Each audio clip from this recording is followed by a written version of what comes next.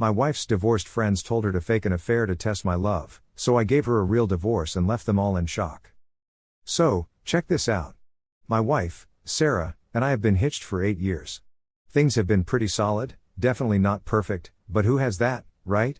We both hustle at full-time gigs, got our routines, and sneak in a date night maybe once a month if work doesn't completely drain us.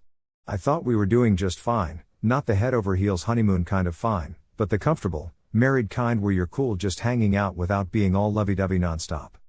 Apparently, Sarah has been chatting with her divorced pals, who are in her ear about how I'm not romantic enough or whatever, and that she needs to make me, fight for her or some junk like that. I found out all this later, which blew my mind because, at the time, I was flipping out thinking Sarah might be cheating. And the whole time, she had this dramatic scheme cooked up with her friends who seemed to have a vendetta against happy marriages, it seems. This all kicked off about 6 weeks ago. Sarah started acting super strange, working late a lot, always looking guilty and secretive but kind of thrilled at the same time.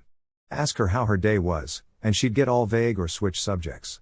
She also started dressing up more for work, taking ages to get ready, and even spraying on perfume. She never did that before. At first, I thought maybe she was planning a surprise for our upcoming anniversary. But then she started getting odd texts at crazy hours and would slam her phone face down when it buzzed. I'd ask about it, and she'd say it's work or her sister but would act all defensive. One night, she rolls in at almost midnight saying she was with the girls, but she reeked of men's cologne and had smudged lipstick. When I asked, she mumbled something about hugging goodbye but couldn't even look me in the eye. I'm not dumb, I know what a post-kiss mess looks like. From there, red flags were everywhere. She'd take calls in another room and hang up as soon as I walked in. She'd do laundry more often and act shady about it, like hiding some clothes. And she'd hit the shower right after coming home, which was new. And then, there was this dude, Jake, at work she'd mention and then clammed up about. She'd talk about his motorcycle, recent divorce, rock climbing, way more than you'd know about just a random coworker. I'd tried talking to her about acting distant, and she brushed me off, saying I was paranoid and she needed space. But the more space I gave, the sketchier things got. The final straw was 2 weeks back. She claimed to be having dinner with her sister, but I bumped into her sister at the store, who was clueless about the dinner plan. That's when I knew she'd lied and was likely with Jake. When she got home, I confronted her, asking if she was cheating. She flipped it back on me, upset and crying, saying she couldn't believe I'd think that. But still, no straight answers from her. I didn't sleep, just piecing together all the weirdness and deceit. I realized I couldn't go on like this, wondering about her loyalty every day. I thought about hiring a private investigator to get proof before making any big moves. I was researching divorce lawyers to see what my options were, bracing for the possibility of cutting ties and starting fresh. But then, last Tuesday, everything changed in a wild way. Sarah's friend, Lisa, drunk called me, babbling about how Sarah was finally taking their advice to make me jealous. And apparently, it was working because I was giving Sarah more attention. Completely blindsided, I asked for clarification, and that's when the truth spilled out. Turns out, Sarah and her divorced buddies, Lisa, Monica, and Jennifer, had cooked up this whole fake affair scheme to make me more attentive and lovey-dovey. They sold Sarah on this twisted idea that guys appreciate what they have more if they think they're gonna lose it. Seriously, the logic there is just nuts. Lisa even spilled that they helped Sarah create this Jake narrative, though he's just a coworker she barely knew. They coached her on acting all shady and secretive to make me think something was up. They were tickled that their little plot had me acting like a jealous husband fighting for my wife. I was in shock, just sitting there for an hour trying to process this bombshell. At first, relief washed over me since she wasn't actually cheating. Then confusion, what spouse does this? Finally, I hit the anger phase, more furious than ever because my wife had dragged me through this emotional roller coaster for a game. So, imagine getting messed with for weeks on end, right? When Sarah got home that night, I was like, hey, Lisa called and spilled the beans. And Sarah's face just went pale. Then she starts crying, saying sorry, and calling it a silly joke that she never meant to go that far with. She claimed she was planning to tell me soon anyway. But man, I was fuming. I could barely get words out, and I told her, pretending to cheat on me? That's not a joke, it's emotional torture. She kept trying to justify it, saying her friends convinced her our marriage was getting dull, and I wasn't appreciating her enough. And she said their plan worked cause I'd been more loving and attentive these past weeks. That just fueled my anger cause she was right. I had tried harder, thinking I was losing her. I told her how messed up and manipulative her actions were. Instead of talking about feeling unappreciated, she made me think she was cheating, letting me stress out, lose sleep, and be miserable every day thinking my marriage was crumbling. Sarah kept apologizing, saying she made a mistake, but here's the thing, it wasn't just a mistake. It was a well thought out plan to mess with my head and emotions, and it worked just like they wanted. Sarah saw me being suspicious and upset every day, knowing exactly why I felt that way, because she was making me feel that way on purpose. The more I thought about it, the angrier I got. Every time I tried to talk about how distant she was, she made me feel paranoid. Every time I asked about late nights at work or weird texts, she made me feel controlling and jealous. The worst part? Her friends thought it was hilarious. Watching me suffer and doubt myself was just entertainment for them, probably laughing behind my back at how gullible I was. And Sarah was in on it. I told her I needed some time, but really, I just couldn't be in that house another minute. I packed my stuff, not knowing how long I'd be gone, and went to crash at my brother's place. While I was there, I couldn't stop thinking about what this meant for us and if I could ever trust her again. If she could lie and watch me suffer just because her friends egged her on, what else might she do? My brother and parents think I'm overreacting and should forgive her since she didn't actually cheat, but they don't get it. Living those weeks thinking your wife is betraying you messes with your head, cheating or not. I kept imagining her with this guy, Jake, wondering where I went wrong, and how long she'd been doing this. It was a nightmare, and it was all avoidable, caused by the person who's supposed to love you. Fortunately, the house logistics were simple since we rent and the lease was in her name, so I had to leave. After 4 days at my brother's, I decided to see a divorce lawyer. Told him the whole story, and he was shocked. He said, "Yep, emotional abuse and manipulation are definitely reasons for divorce. What Sarah did showed huge disrespect to me and our marriage." I went home, told her I'd filed for divorce, and she just lost it. Screaming, crying, begging me not to leave, saying she'd do anything to fix it and never listen to her friends again. But the lesson here is, don't torture your spouse for fun. That's a lesson adults should already know. She rallied her parents and mine to get me to change my mind, saying divorce was extreme, that we should try counseling. But I'm not interested in fixing something with someone who thinks emotional manipulation is okay and gets mad when I don't find it funny. Lisa and Monica even had the nerve to call me, saying I was being too sensitive, it was a harmless prank, and Sarah learned her lesson. I told them if they thought it was harmless, they were more twisted than I thought. They probably wrecked my marriage for kicks because they couldn't handle seeing someone else happy. Lisa got defensive, saying Sarah was just trying to get more romance and attention from our marriage. I told her Sarah should have talked to me instead of playing mind games with her bitter friends. What really bugs me is Sarah still doesn't fully get why it was wrong. She keeps focusing on the fact it wasn't real cheating as if that makes it better. She doesn't get that the emotional impact was the same, and doing it on purpose might actually make it worse. I've been crashing at my brother's place for 2 weeks now. Sarah keeps blowing up my phone, begging me to come home and chat it out. She even fired off this massive email admitting she messed up, and now she wants to hit up marriage counseling to patch things up.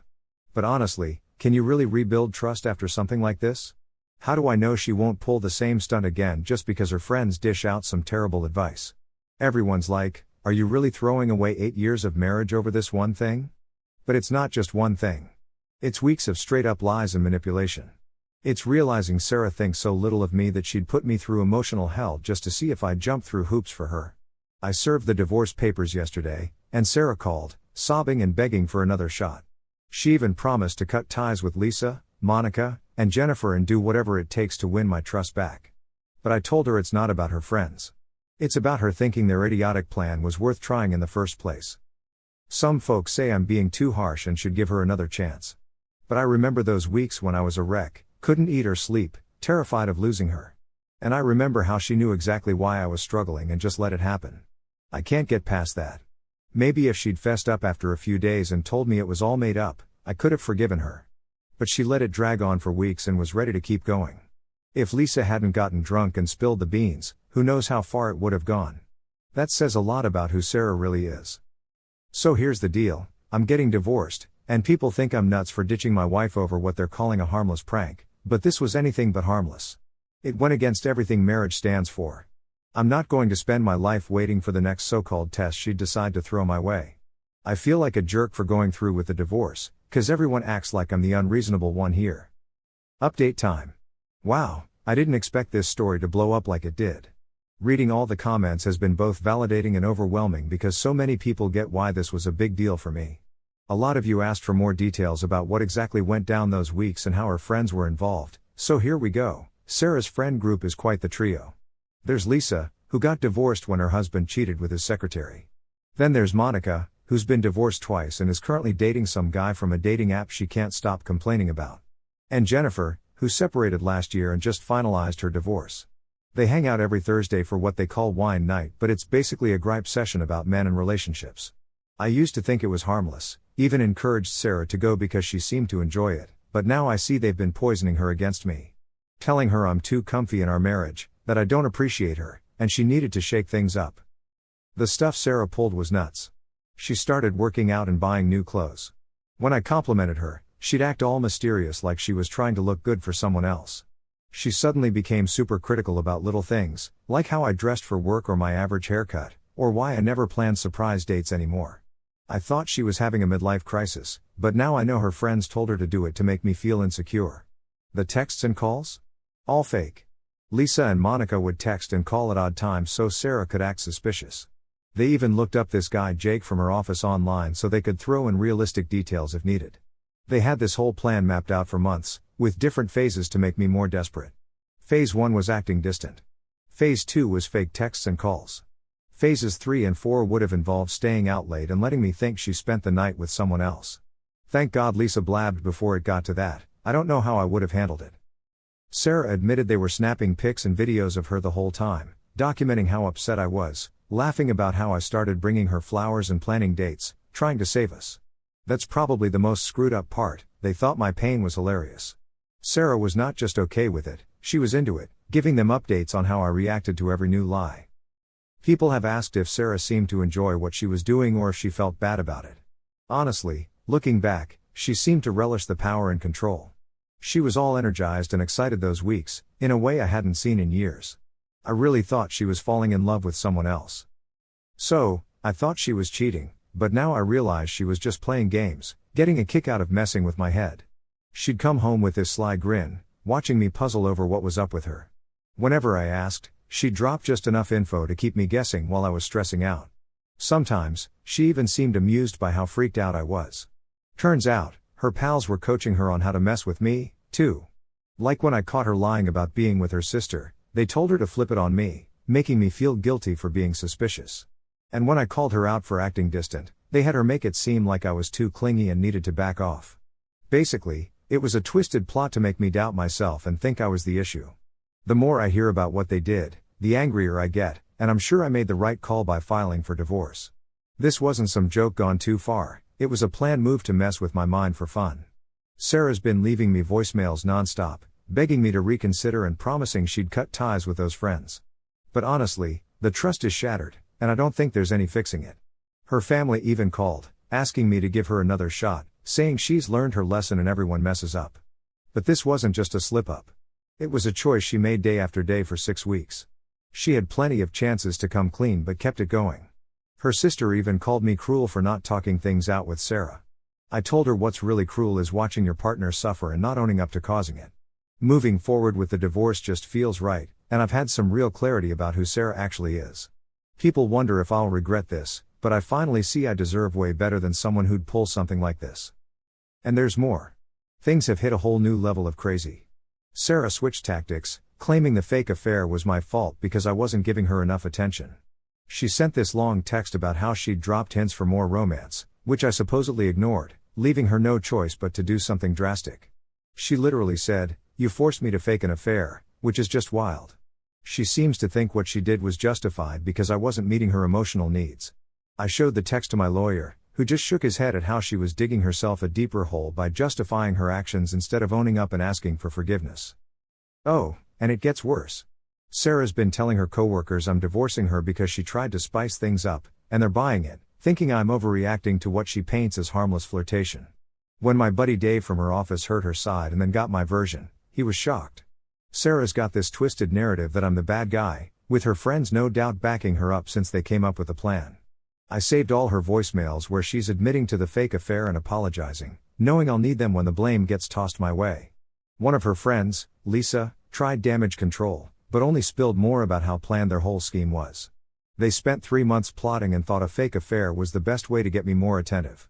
They even kept a group chat diary of the whole mess, cheering every time their plan got me more worked up. Crazy, right? So, we've been calling it Project Wake Up Call, and even thinking about it makes me sick. But the part that really set me off was when Lisa told me that she and her crew were actually bummed out that it took me so long to confront Sarah about her so-called affair. They thought I'd get all jealous and possessive way sooner. They even started thinking that maybe I didn't care enough about Sarah to fight for her.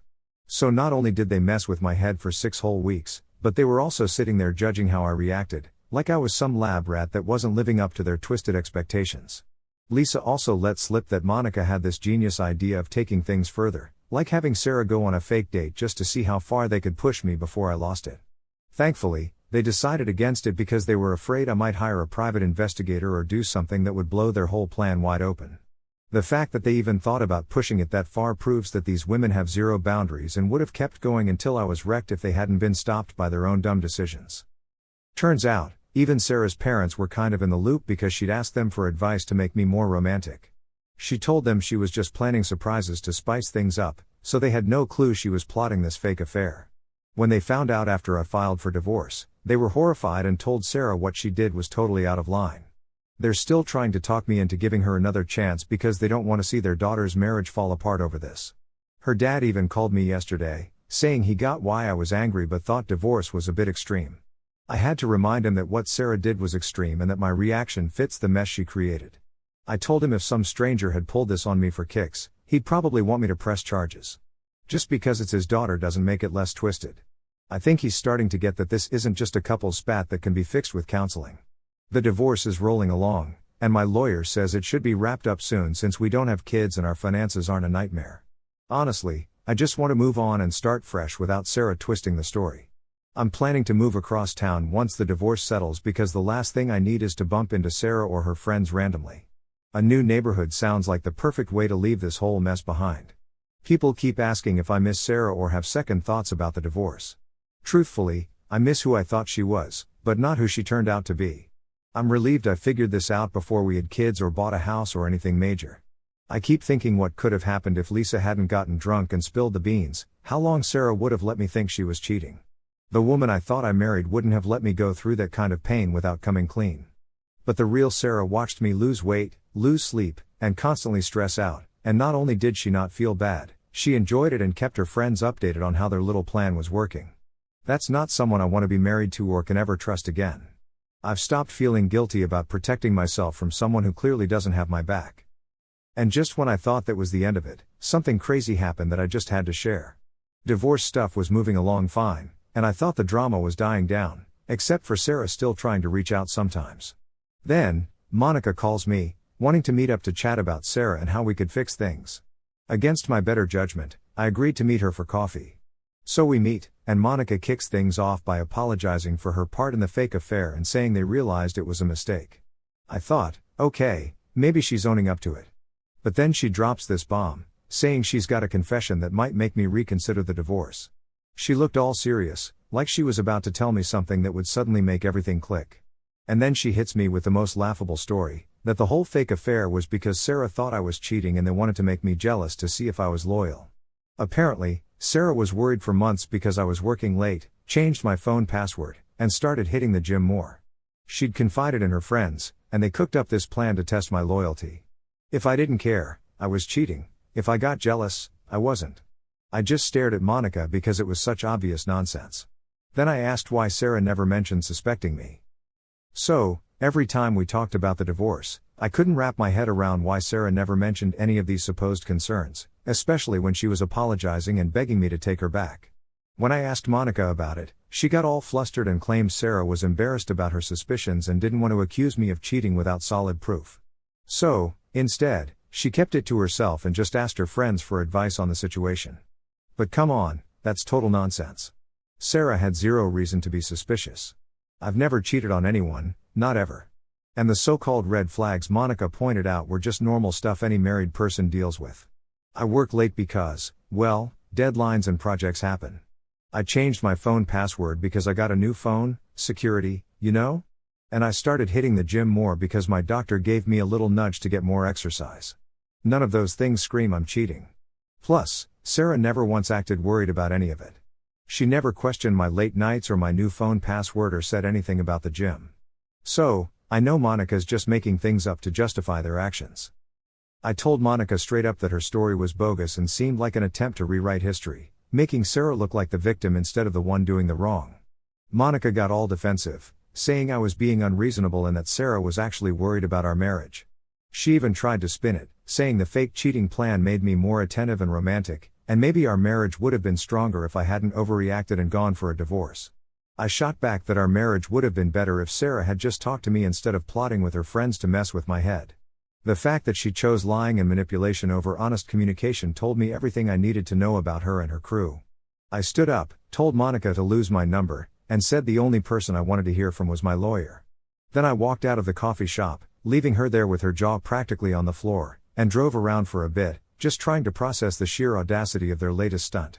It felt like a masterclass in deflection and gaslighting. It was almost impressive in its depravity. They were so committed to their story that they'd invent whole new realities to dodge any responsibility. I'm done being their punchline. The punchline now is that I'm finally free. Update 4. So, it's finally over. After 8 months of the most ridiculous, dragged-out saga you could imagine, the divorce is final. 8 months. Every single day during that time, Sarah or one of her genius friends found a new way to make me question my sanity. But now, it's over, and honestly, I'm just numb. Last time I updated you, Monica had tried to sell me that garbage about testing my loyalty. I thought that was peak insanity, but nope, I was so wrong. In the following months, Sarah switched tactics, playing both the victim card and the cold, formal card through her lawyer's emails, almost like she wasn't the same person leaving me desperate, teary voicemails just weeks before. One minute, she's telling our mutual friends I left her at her lowest, and the next, her lawyer's demanding a fondue pot from our wedding gifts. Her parents kept trying to mediate, basically asking me to forgive and forget because marriage is hard. I had to lay it out for her dad, marriage might be tough, but what Sarah did wasn't a marriage. It was a twisted game, and I wasn't interested in playing anymore. I think that finally got through because they backed off after that. And get this, at the final mediation session, Sarah brought her friend Jennifer for emotional support.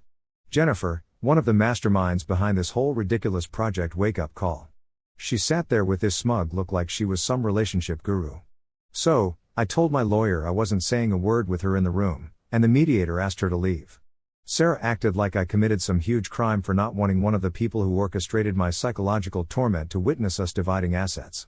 You literally can't make this stuff up. The day I got the email finalizing the divorce was just bizarre. I'm still crashing at my brother's place, looking for my own spot. I needed a breather from the house we shared. I know I did the right thing. I don't doubt it for a second, but accepting this new reality is still tough.